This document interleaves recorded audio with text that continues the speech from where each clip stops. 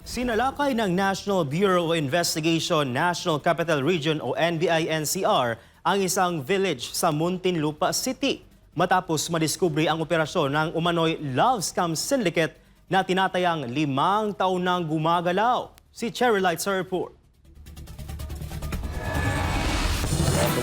Ayon sa NBI, bahagi ito ng follow-up operation kaugnay ng naunang aksyon noong Pebrero 5, 2025 kung saan 2 Chinese nationals ang naaresto dahil sa illegal detention at isang Chinese victim ang nasagip. Lumabas sa investigasyon na ang biktima ay pinilit umanong magtrabaho bilang encoder ng sindikato. Matapos ang rescue operation, nakitaan ng mga ahente ng iba't ibang electronic devices sa lugar. Dahilan upang humiling ang Bureau ng warrant to search, size and examine computer data na kalaunan ay inaprubahan ng korte. Noong Pebrero 13, 2026, bumalik ang NBI-NCR sa target na village at maayos na nasamsam ang ilang laptops, smartphones, at iba pang electronic hardware na hinihinala ang ginamit sa online scams at digital communications. Ang mga nakumpiskang kagamitan ay dinala na sa NBI Digital Forensic Laboratory para sa masusing forensic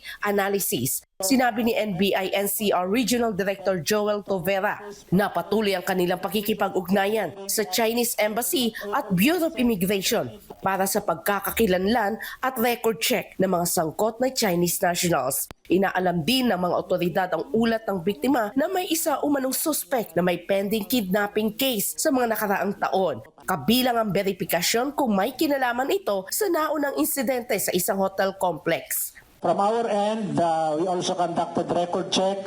Wala pa pong resulta. Pero according to the victim, yung isa sa mga nananakit sa kanya ay mayroong pending na kidnapping case during the past years. Ayon sa NBI-NCR, hindi pa makausap sa ngayon ang subject dahil hindi pa ito natulungan ng abogado. Sa initial forensic laboratory examination, natukoy umano sa mga nasamsam na computer devices ang mga posibleng lab scam activities at iba pang fraudulent schemes na pinaniniwalaang matagal nang isinagawa ng grupo.